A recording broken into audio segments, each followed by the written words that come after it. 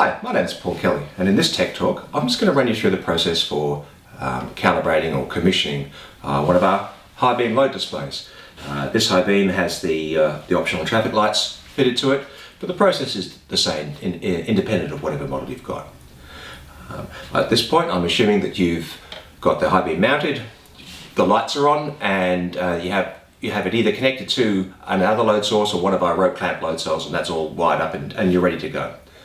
Okay, so the first thing we'll do is we'll go to the computer and we'll make a connection to the HiBeam. To do that, we connect using the field service utility. That's available for download from the website. And it goes out looking for all of the Bluetooth enabled equipment that is within range. After a short period, it's found the display. We'll double click on that display.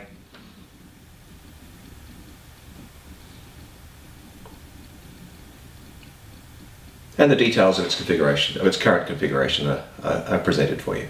First thing we do is give the display a name, Crane 27. We click on the load tab.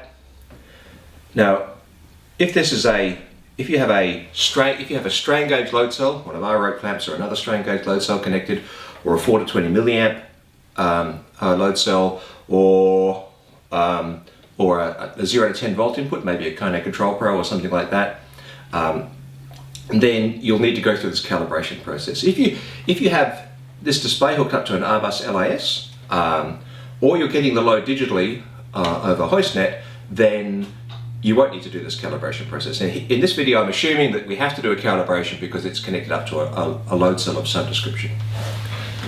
Okay, so the first thing we do, and this is true of all of our products which you do an analog calibration of, is we pay close attention to this little blue bar here at the bottom of the screen that I'm highlighting there.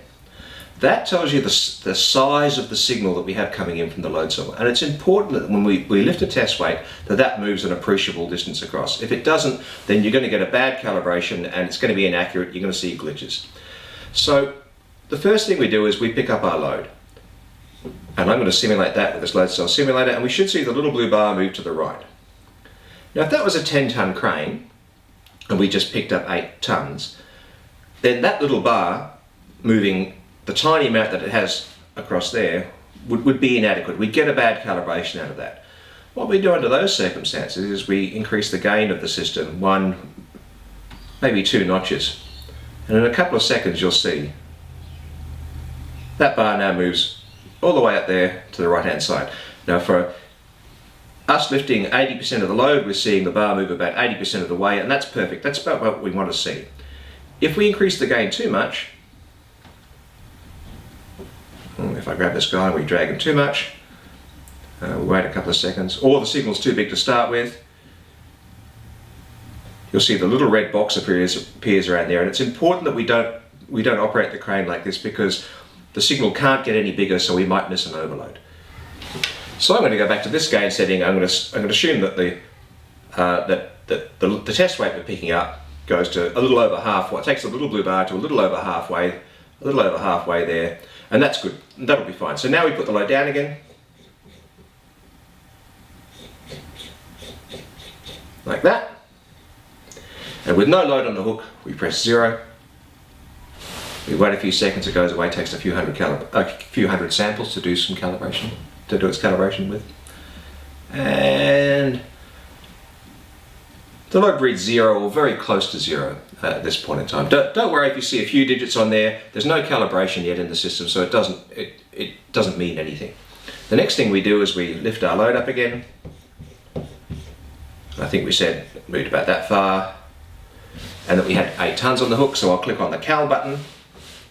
And I'll type in 8 for 8 tons, or it could be 8.05 tons, that's okay too. I hit enter again, it goes away. Takes a few hundred samples, and then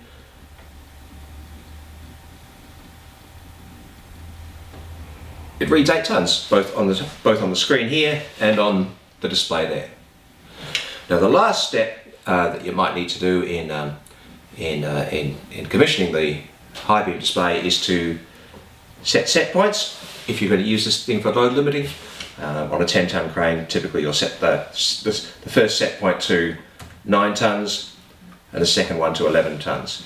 You may not wire in the first set point. Sometimes people like to wire that in to cut out fast travel if you're approaching the maximum load.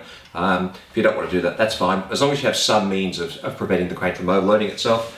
Here you can control whether the contacts are normally open or normally closed, and how sensitive they are to shock noises. So if you drag the slider all the way to the left, then they'll be very sensitive. You know, a snatch load will trigger the overload. If you drag it this way, then it might take a second before a small overload causes the hoisting to cut out. Leaving it in the middle is a good idea. Okay, so again, give the crane a name. Make sure the little blue bar moves about as much as it should move. Adjust the gain if it doesn't, and then hit 0 and cal, and that's it. You're done. And that's how you calibrate a HiBeam load display.